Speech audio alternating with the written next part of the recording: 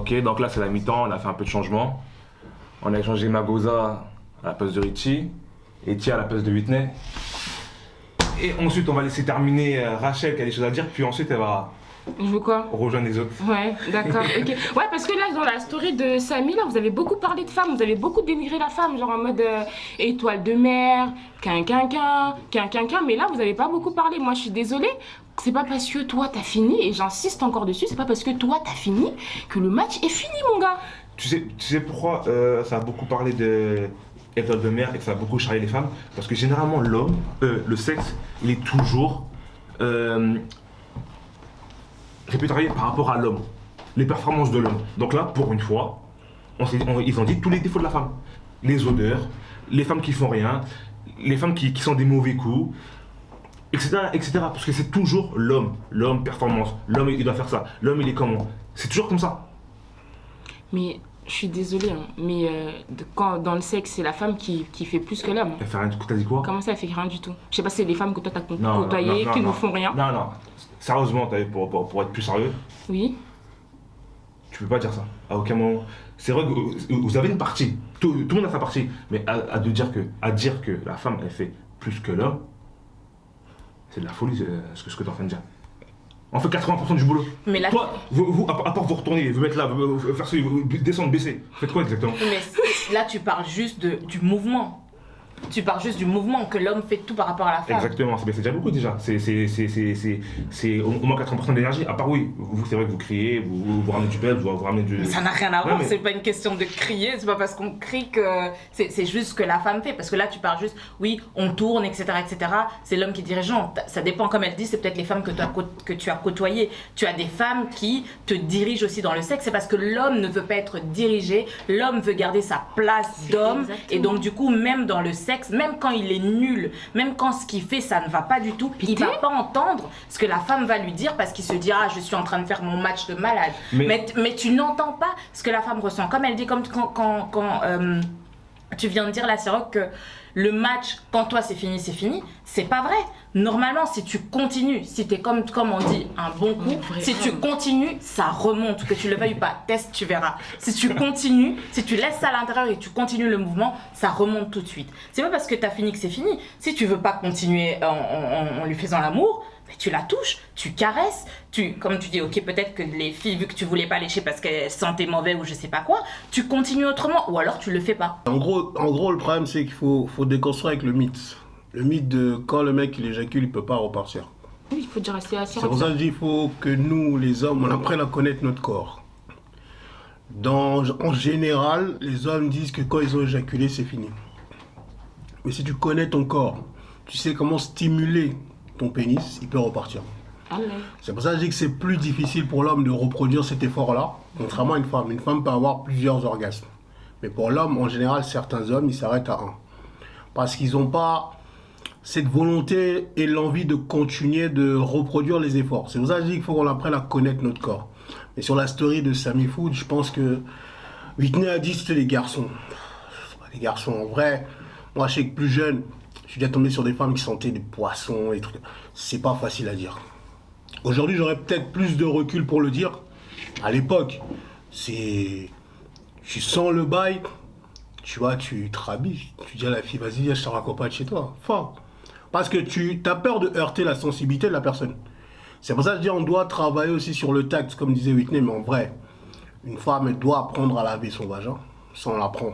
Il y a beaucoup de gens qui n'apprennent pas. Il y a aussi le fait que, comme vous avez parlé de pH, il se peut que la première fois qu'ils le font, la flore vaginale n'est pas compatible avec le sexe de l'homme. Ça, c'est des choses que j'ai découvert, j'ai appris. Je ne savais pas. Mais c'est pour dire que, on a ce côté, on condamne facilement les femmes. Ouais, elles sont mauvaises. Mais après, comme on dit, là où je suis un peu d'accord avec Siroc, c'est qu'il y a des femmes aussi, qu'on le veuille ou non, si tu t'habitues à ton odeur corporelle, tu ne vas pas sentir que tu sens mauvais. Ça, c'est une réalité. C'est comme les gens qui sentent des aisselles. Si à force de t'habituer avec ça, à un moment, tu le sens pas, mais ceux qui sont autour de toi, ils vont sentir que tu sens mauvais. Là, c'est parce que tu as laissé. C'est-à-dire qu'une fois déjà, parce que quand tu as cette odeur, c'est-à-dire que c'est pas une odeur habituelle, tu vois. C'est-à-dire dès l'instant où tu sens, tu sais qu'il y a quelque chose qui ne va pas. Ouais. Bah oui. Parce que c'est pas ton odeur naturelle. Donc dès l'instant où tu sens, tu sais que vas-y là je dois aller consulter, ma gynéco pour voir si j'ai quelque chose ou non. Et en plus, Magosette, t'es en train de dire que oui, quand tu couches avec une fille et qu'elle sent mauvais, c'est délicat de le dire. Tu penses que te rhabiller, c'est pas délicat? Faut être La prêt. fille, elle doit se poser des questions. T'es là, t'es en train de coucher avec une personne, ou alors vous avez commencé le bail.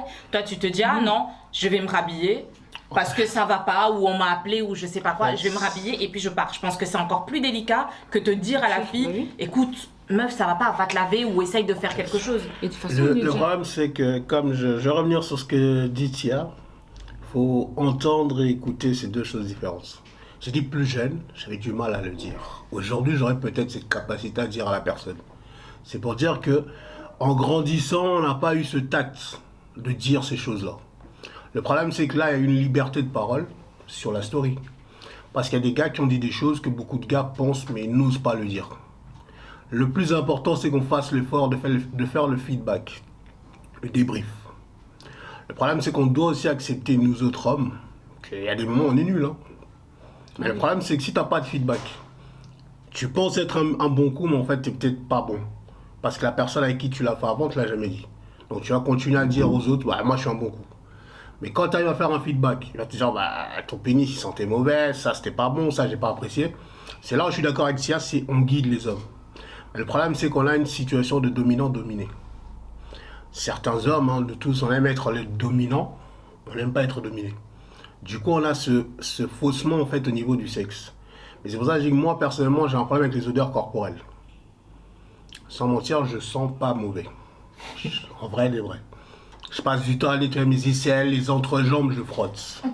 Du coup, si je suis face à une personne qui sent les odeurs, mon nez, il arrive à sentir facilement.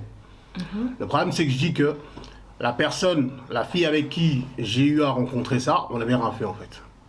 Dès le départ, quand juste on s'est déshabillé, elle a enlevé son string ou machin, j'ai senti l'odeur, j'ai eu un blocage. Siroc tout à l'heure avait dit que lui va finir le travail. Moi, je ne peux pas finir le travail. C'est pas possible. C'est vrai qu'il a pas dit ça. C'est vrai qu'il a dit quoi? C'est vrai qu'il a pas dit ça. C'est vrai qu'il a dit que pendant l'acte, il y a une odeur qui est arrivée. Donc on était dans l'acte. J'ai fait quoi? J'ai dit, ouais, tu sens pas quelque chose? Mais tu connais, j'ai pas dit une odeur, j'ai dit, tu sens pas quelque chose? Elle m'a dit non. À partir de là, j'ai capté que tu as vu, elle sentait même pas qu'elle puait de la chatte. Donc tu as continué le travail. J'ai fini ce que j'ai fini. Ensuite, on s'est rhabillé, j'ai parlé avec elle. Je lui ai dit, ouais, mais quand c'est que t'es célibataire et tout, nanana et tout. Alors c'était une très jolie femme. Elle m'a dit quoi? Elle m'a dit, je sais pas pourquoi, j'arrive pas à tenir les hommes. Mais je sais pourquoi elle n'arrive pas à tenir les hommes. Parce qu'elle puait trop. Mais toi, tu l'as dit ou non? Ah non, moi je l'ai laissé dans la galère. Mais pourquoi Moi, t'es pas parti directement dire? Parce que moi je trouve que c'est très délicat. J'ai pas envie de la heurter. C'est ça le problème avec vous. C'est ça, c'est vrai, c'est C'est hypocrite. ça votre problème. C'est hypocrite. Donc vous pensez trop qu'on est sensible. Donc si je vais dire à la fille, Elle va se casser en deux. on te dit pas d'aller dire, toi tu pues du vagin, on te dit pas de faire ça. Non, mais Mais il y a une manière de le dire. Donc arrêtez de croire fait, que les femmes elles sont sensibles dès l'instant moi, où tu vas lui dire qu'elles sont pas bon ou autre, tout de suite elle va se braquer, tout de suite elle va mal le prendre. Moi j'ai estimé que c'était pas mon rôle. À partir du moment où j'ai su qu'elle avait des odeurs et que j'ai su que j'allais plus la revoir, je me suis dit c'est plus mon rôle. Mais parce que tu savais qu'il y avait rien. Allez, il y avait rien derrière.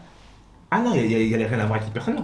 Ah, voilà, mais c'est peut-être pour ça alors que tu estimais que c'était pas ton rôle. Mais bien sûr, si c'est ma femme et il y a une odeur qui arrive, je peux lui dire. Parce que c'est quelque chose qui me dérange jamais arrivé. J'ai côtoyé une femme, on se côtoyait. D'un coup, elle a une odeur. Oh, je trouve ça chelou. Moi, je me suis dit, ouais, c'est quoi, elle baise ailleurs ou quoi? Moi, j'ai trouvé, je me suis dit, j'ai pété un plan, je me suis dit, ouais, pourquoi d'un coup il y a une odeur alors que d'habitude il n'y a pas d'odeur? Je lui ai dit directement, je dis, là, c'est pas correct. À partir du moment où je lui ai dit ça, il n'y a plus jamais eu d'odeur. Du coup, la suite du débat, le débat se poursuit avec Soli qui vient de remplacer Rachel.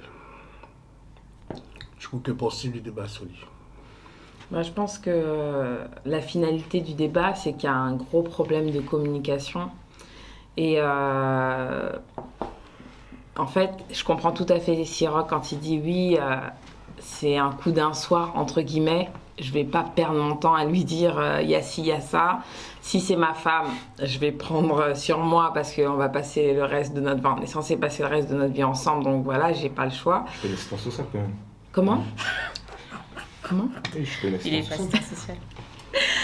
Ouais, et c'est vrai que c'est très délicat, même pas forcément dans le lit, mais même dans la vie de tous les jours, c'est dur de dire à quelqu'un tu pues des aisselles, tu pues de la bouche, etc. C'est super, donc encore pire quand il y a une intimité, que la personne, c'est trop dur.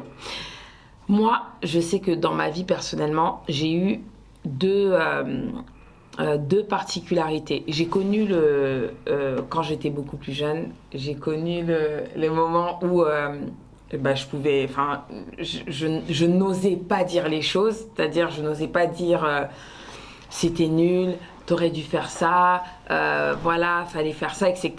Et pareil pour la personne avec qui j'étais, elle le disait pas non plus. Il y a eu un moment où il y a eu un break et il y a eu une renaissance. Et dans cette renaissance, j'ai cassé j'ai cassé le tabou. C'est-à-dire que je suis revenue et maintenant je disais les choses. Ça, j'aime pas ça. Ça, franchement, tu ferais mieux de faire ça, etc. Il le prenait comment? Franchement, il a beaucoup aimé. Ah ouais? Ouais. En fait, au début, il se sentait un peu brusqué. Tu vois, quand t'as pas l'habitude en fait de parler et que tu vois que il m'a dit t'as changé, comment ça se fait? Enfin, en gros, t'es passé par où? Comment ça se fait que t'es pas comme avant? Mais je l'ai boosté en fait, tu vois, parce que je disais les choses et finalement il a aimé. Et même dans l'échange corporel, ça s'est fait ressentir parce qu'il kiffait. En fait, moi j'ai une question, Soli. En fait, le problème c'est, là tu lui dis les choses, mais toi si on venait à te dire que tu sentais, comment tu réagis? Franchement, ça me ferait plaisir. Parce que au moins, oui, parce que je peux y remédier. Mais si la personne ne me dit pas, parce que si la personne me le dit, c'est que je le sais pas, enfin, elle me l'apprend, donc je le sais pas, donc elle me l'apprend, j'y remédie, je fais des recherches, je vois pourquoi, je vais voir le médecin, je cherche à comprendre. Je pense que c'est une bonne chose, plutôt que de se braquer. Moi, je pense qu'à ta place, moi, je réagirais comment? Forcément, tu es obligé d'y remédier parce que c'est un problème. Mais de dire que tu seras content, que tu seras fier, ah non. Non, j'ai pas dit que je serais fière. Ça me ferait plaisir que mon partenaire me dise il y a un problème là. Ah non, j'aurais la haine. En fait, pour moi, ce problème-là, ça aurait été à moi de le trouver. Pas que mon partenaire me dise que soit tu fais mal les choses, soit il y a une odeur, soit etc. Mais c'est vrai que si t'es pas sensible à ça, comment tu veux le trouver toi? Justement, en fait, là, je mets le mal sur moi. C'est moi d'abord, j'aurais dû m'alerter. Parce que si mon partenaire il me le dit, c'est que forcément, il y a eu un degré déjà. C'est-à-dire, à partir du premier stade, j'aurais dû trouver le problème. Si mon partenaire il me le dit, franchement, moi, honnêtement, je vais mal le prendre. Je vais très très mal le prendre. Un truc tout simple, ça m'est arrivé. J'ai une partenaire avec qui ça fonctionnait très très bien. Elle a fait un piercing à la langue. Et pendant la fellation, je lui ai juste dit que son piercing à la langue, je le sentais trop. Moi, je lui ai dit ça, c'est rien, c'est pas elle, son piercing à la langue. Elle a archi mal pris. Et à chaque fois qu'il y avait un truc, elle me faisait des remarques. Ah, mais sinon, on va voir tes ex, on va faire ceci, on va faire cela. En fait, tout le monde ne réagit pas de la même manière. C'est ça en fait. Mais après, le problème, c'est que, en règle générale, le piercing sur la langue est censé stimuler les choses. C'est pour ça aussi on peut parler de celles qui ne savent pas faire des fellations. C'est ce qui est ressorti de la story. Celles qui ne savent pas le faire, comment tu vas dire à une fille ou une femme aujourd'hui, en fait, tu fais la fellation avec les dents. C'est compliqué. Comment on aborde ça en fait? Mais en fait, très sincèrement, depuis tout à l'heure, je vous écoute et je me dis, comment est-ce que ça peut être un problème que la personne, elle sente d'en bas? Tu sens d'en bas, tu laves, c'est fini. C'est-à-dire, comment on peut casser une relation? Non, mais sérieux, comment on peut casser une relation en devenir parce que la personne, elle pue d'en bas? Tu lui dis, non mais très sincèrement, c'est pareil pour les hommes. Il y a des même odeurs pour les qui femmes. restent. Il y a des odeurs, même si tu vas te laver, bien elles sûr. restent. C'est pas Est-ce des que- odeurs qui Mais partent tout bien de suite. sûr. La beau de laver, Magosa, ça part pas. non, Magosa a dit, moi, je me rhabille, je fais rien, rentre chez toi, je rentre chez moi. Enfin, tu rentres chez toi, je rentre chez moi. Il a dit, Siroc a dit, ah non, moi, je suis pas assistante sociale. Mais c'est bête, parce que c'est un truc qui est remédiable. Non, pour moi, c'est pas irrémédiable. Parce que pour moi, au début, il n'y a pas d'odeur. L'odeur, elle vient avec la mouille. Elle vient avec la mouille, l'odeur. C'est-à-dire que ta vie, elle va se laver. Mais pendant est-ce qu'elle peut se laver? Sinon, vous faites sous la douche. C'est ça le problème. Comme il a dit, après, on va faire sur la douche tout le temps. Mais non, c'est pas comme ça. Ah non, parce que on a eu cette discussion avec Magosa avant, et l'histoire qu'il me racontait, c'était qu'ils sont partis même sous la douche avec la fille, mais la fille elle sentait. Putain, même si avec l'autre je le sens. Il y a un problème. Attendez, il y a un problème. Mais il y a un problème qui est peut-être lié à ce que disait Whitney, c'est-à-dire peut-être que c'était la fin des règles, peut-être qu'elle avait un problème, peut-être qu'il y a des odeurs qui viennent parce qu'on a eu une infection, il y a des problèmes qui viennent parce qu'on a eu un champignon, il y a des problèmes qui viennent, comme elle dit Whitney, parce qu'on s'est pas bien lavé, donc on peut apprendre à correctement se laver pour ne pas déstabiliser la flore vaginale et le problème est réglé. Mais comment est-ce qu'on peut détruire une relation parce qu'elle sentait des... Le problème, c'est que, je vais le dire, entendre, écouter, c'est deux choses différentes. J'ai dit que j'étais plus jeune à l'époque. Aujourd'hui, avec la maturité et le recul, une femme qui pue des aisselles, qui sont de la bouche, si vraiment t'es de mon entourage, je le dirais. Parce que j'ai les mots et j'ai le tact pour le faire. Mais à l'époque, quand tu es face à ce genre de configuration, même on faisait des conseils de défense avec des poteaux, on se dit, mais gars, comment je vais lui dire, la go, elle est terrible, elle est bien, ça, mais comment je vais lui dire qu'il y a des problèmes corporels? En se regardant entre nous, il y a des gars, ils vont dire, des gars comme Siroc, ils vont dire, dis-lui direct.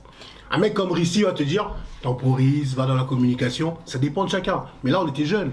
Aujourd'hui, si ça arrive, le problème, c'est qu'il y a des femmes aussi, quand elles sentent qu'elles sentent pas bon, elles rectifient le tir direct. Du coup, il y avait des parties de la story où il y a des choses qui sont dites. Oui, mais tu vois, au niveau des odeurs, on a compris, mais au niveau de l'acte, comment ça se fait que, moi j'ai retenu quelques trucs, comment ça se fait que vous les hommes, pour pouvoir tester la chose, je vois ici, il y a quelqu'un qui dit, premier commandement des filles, les gars sentent toujours leurs doigts après t'avoir touché. Comment tu te dis, je suis en train de coucher avec une fille, je prends mon doigt, je fous ça là-dedans et je le sens. Il faut être complètement barré. Non. Le sexe, à la base, n'est pas censé sentir la rose. L'acte sexuel, si vous voulez vraiment avoir un moment de plaisir, un moment où c'est fougueux, etc., c'est censé sentir. C'est pour ça qu'on appelle ça la baise. Le sexe n'est pas censé être gentil. Les gars. Ça peut sentir. C'est pas censé sentir la rose, mais c'est aussi censé puer. C'est ça, c'est le problème. En fait, juste pour revenir sur ce que dit Tia, Siroc, vas-y. C'est-à-dire que quand nous on met nos doigts, on n'est pas des amateurs. Hein. Nos doigts, on les a jamais dans 1000 vagins. Oui, mais justement, c'est dans tous les vagins que vous foutez, vous devez les sentir à chaque fois, c'est pas normal. On sait c'est quoi l'odeur. Mais toi, quand on sent, c'est pour savoir si elle est toxique ou pas. Mais comment? Et c'est ça qui va faire en sorte que ton sexe il sera meilleur. Juste parce que, pour savoir si elle est toxique. On sait déjà si on peut descendre ou si on peut pas descendre déjà. Oui, mais ça mais déjà juste. Moi je parle de l'acte. En quoi le fait de sentir ton doigt fait en sorte que l'acte est meilleur. En fait, je vais revenir non, c'est pas que l'acte il sera meilleur. C'est un tout. C'est un tout. Regarde, si je sens mon doigt et je sens que mon commandant il sent trop fort, il pue. Déjà, je sais que automatiquement je vais pas descendre. Et je sais que c'est possible que pendant l'acte, il peut avoir des odeurs. Alors que si je le mets et que ça sent rien, ou ça sent vas-y, ça sent léger, mais ça sent ce que ça doit sentir, je me dis ah peut-être que vas-y, peut-être c'est propre, peut-être je peux descendre, peut-être je peux tenter des choses. C'est juste un facteur d'indication, en fait, c'est tout. C'est pour dire que facteur d'indication, il dit. Ce que Siroc et Tia, en fait, ce que vous dites, j'essaie juste pour reformuler ce que dit Siroc, c'est que dans la construction sexuelle de beaucoup d'hommes, on a eu ce réflexe de se dire, pour aller en profondeur, quand vous commencez à vous toucher, machin truc, quand tu essayes d'introduire ton doigt, c'est pour déjà se dire si ça donne envie d'y aller encore ou pas. Sécurité. C'est un réflexe qu'on a eu, la plupart des hommes, ils en parlent aujourd'hui. Oui, mais c'est pour dire que aujourd'hui il y a des hommes qui se disent s'il met son doigt, ça sent pas bon, bref, il s'arrête, font. C'est comme ça que certains hommes ont... Alors, nous, si on devait... Pardon, excuse-moi, après je te laisse. Nous, si on devait, alors, entrer quand on voit l'homme, avant de faire la fellation, on sent d'abord, et puis après on fait une fellation. Mais gars, on couche jamais ensemble. Mais il y a beaucoup de femmes qui font ça. J'en connais pas beaucoup. Non, mais on continue à moi. Attendez, franchement, pour moi, c'est un peu une conversation de gamin quand même. Elle a raison. On parle de fesses, on parle de vagin, on parle de poils de cul, on parle de... Non mais, on parle d'aisselle. On n'est pas dans du parfum, on n'est pas dans... Enfin, les odeurs, ça fait partie de l'acte sexuel. C'est comme un homme, toi tu dis, ah, c'est quand il y a de la mouille que ça commence à sentir. Bah, peut-être que c'était naturel pour certaines femmes. Ou bien, attends, excuse-moi, quand toi t'es dans l'acte, tu transpires. Même si tu t'es lavé avant, etc., peut-être que tu vas être dans un endroit chaud, tu seras dans la passion, tu seras dans l'engouement, tu seras dans le truc, tu vas peut-être commencer à puer des aisselles. Et pour moi, si la fille dit « Ah ben il a commencé à puer des aisselles, au bout d'un moment, franchement, je me suis arrêtée. » Mais j'ai envie de dire, mais... Vous, quand vous faites l'amour, ça doit sortir le métro. En fait, Soli, il faut essayer de rester un peu raisonnable, en fait. On ne parle pas des odeurs classiques. Il y a des odeurs qui peuvent déranger, en fait. C'est pour ça que je dis que ça peut être lié à la faune, flore vaginale, infection, compatibilité, tout ça, ok. Il y a des odeurs qui sont des odeurs naturelles. On ne dit pas que le sexe, ça doit sentir très bon. Mais si une personne dégage une odeur qui t'indispose pendant l'acte, tu vas faire quoi? Mais si ça se répète, si tu vois que ça se répète, puisque vous en parlez pour dire ça s'est bien passé avec elle, c'est ce que tu as dit tout à l'heure, Siroc, ça s'est bien passé avec elle, est-ce qu'elle puait d'en bas? Ça veut dire que ça se répète, ça veut dire que c'est fréquent, ça veut peut-être dire que c'est normal. Non, mais que ça fait partie d'une normalité, en tout cas pour certaines femmes. Vous voyez ce que je veux dire ou pas? Pour pas se bloquer sur les odeurs. Oui, moi, j'avais une question. Comment un homme va dire à une femme qui n'arrive pas à se cambrer correctement, qui fait le dos rond? Mais tout à l'heure, dans la story, il y a un mec qui dit à base de coups de coude, non? Non, mais Magosa, quand tu es en train de coucher avec une femme, vous êtes en plein acte. Toi, tu n'as pas de plaisir avec cette position-là. Peut-être qu'elle n'a pas de plaisir, mais comme elle a dit tout à l'heure, Whitney, vous communiquez. Si tu veux pas faire le coup de coude, tu lui dis, écoute, cette position, si tu te cambres un peu plus, là, j'aurai plus de plaisir. Et toi aussi, tu auras plus de plaisir. C'est comme ça qu'elle va comprendre. Parce que si elle fait le dos rond et que tu vas pas en profondeur, et qu'elle aussi, elle ne sent pas en profondeur et qu'elle te le dit pas, il y a un problème. À ce moment-là, vous êtes en train de faire juste dans le vide. Vous êtes en train de faire des allers-retours, mais en soi, vous n'avez aucun plaisir. Et puis après, vous allez rentrer à la maison, elle va aller dire à ses copines, il était éclaté. Et toi, tu vas dire, ah non, la fille, elle avait le dos rond. Vous devez communiquer à ce moment-là. Déjà, généralement, si une femme fait le dos rond, c'est que elle va pas prendre du plaisir en se cambrant, justement. Justement, elle fait le dos rond parce que déjà, elle a un peu mal. Généralement, c'est pour fuir, en fait. C'est la technique de la fuite. Parce qu'en fait, quand tu fais bien la cambrure, en général, le gars, il va vraiment en profondeur. Mais il y a des filles qui vont faire la cambrure pendant un moment, après elle va ralentir, partir sur le dos rond. C'est comme une forme de défense. Elle n'osera pas te dire qu'elle a mal. Sauf la fille qui te dit, bah vas-y, là, ça me fait mal, on change. Il y a des filles aussi, comme elle sait que si elle ne fait pas la cambrure idéale, le gars il va dire, ah, c'est un faux coup, c'est un mauvais coup, machin. Elle va le faire, mais à un moment, elle va repartir sur le dos rond, c'est juste pour se protéger. Mais si tu tombes, tu tombes sur une fille qui, dès le départ, elle fait déjà le dos rond. Là, on devient professeur des écoles comme non, c'est pas une question de professeur des écoles, c'est une question de communication. À partir du moment où tu couches avec quelqu'un, tu communiques avec la personne. Moi, quand je couche avec toi, je vais te dire, écoute, Magosa, ça j'aime pas, ça j'aime bien, et ça tu me le fais comme ça tu me le fais pas comme ça. Le problème, c'est que vous avez un problème d'entente. Vous n'écoutez pas, vous voulez pas écouter, vous voulez pas qu'on vous dise que ça ne va pas. Vous avez un problème d'ego d'homme qui fait que mais qu'est-ce qu'elle va me dire, qu'est-ce qu'elle va m'apprendre. Non, à un moment donné, il faut écouter parce que peut-être que toi, t'es en train de prendre du plaisir dans ce que tu fais, mais moi, je ne prends pas du plaisir dans ce que tu fais. Donc si tu m'écoutes pas, t'as beau faire ce que tu veux, je peux commencer à compter les étoiles, tu sauras pas. Mais c'est ce que je dis en fait, c'est que les hommes, on doit prendre le temps d'écouter, de se faire guider. Mais comme on dit, en fait, l'ego reprendra le dessus parce qu'on est des mâles dominants. C'est pour ça que je dis on doit faire un travail de déconstruction. Mais aujourd'hui, il y a beaucoup de gars aussi qui ne souhaitent pas être des professeurs des écoles. Coacher les femmes en leur disant ouais, cambre-toi comme ça, va comme ça. C'est pas son travail, le gars.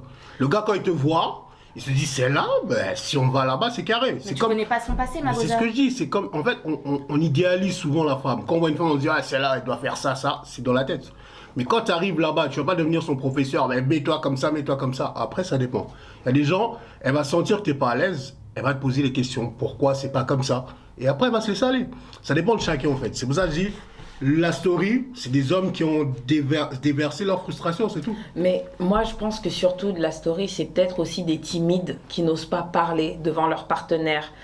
Des timides qui n'osent pas dire « Ah, ça sentait, ah, c'était comme si » et qui viennent dans la story « Oui, en plus, ça sentait le poisson. Ah. » Non, mais c'est en fait, cette story-là, ça leur a donné une tribune et ça y est, ils ne se sentaient plus. Exactement. C'est ça. Qui voulait sortir d'eux. C'est ça ce que je dis. Mais t'es un bonhomme. Il y a des gens, tu peux pas leur dire, c'est pas comme ça. Tu peux leur dire avec des gens avec qui t'es proche. Je te connais pas, j'ai pas envie de te heurter, à part si je suis méchant. Je suis méchant, je vais te dire tu pues. T'es pas obligé de dire tu pues. Mais au final, c'est ça. Si je suis quelqu'un de bienveillant, je te laisse dans tes affaires. Les personnes qui sont proches de toi, ils vont te le dire. Moi, les personnes avec qui je suis proche, je vais les informer. Mais toi, on se connaît pas. On a qu'une ensemble, mais on se connaît pas. Par contre, là, je suis pas d'accord avec Siroc, parce que si tu informes les personnes dont toi tu es proche, tu rends pas service à la personne. Et là aussi, je reviens sur ce que Soli t'avait dit tout à l'heure. Moi, si je suis dans mon entourage, les gens qui puent, je vais leur dire. Est-ce qu'on a tous des amis qui ont des problèmes d'hygiène corporelle, on n'ose pas leur dire la vérité. Donc c'est bien beau de nous dire ici que tu vas leur dire, mais maintenant si on n'arrive pas à dire déjà pour les hygiènes corporelles, comment tu vas dire à une femme, si c'est pas une relation suivie, que ma chérie, ton vagin, il faut que tu le nettoies. C'est compliqué. Il y a des hommes qui osent le faire, mais ils se disent peut-être si je le fais, ça va débloquer une suite dans notre relation.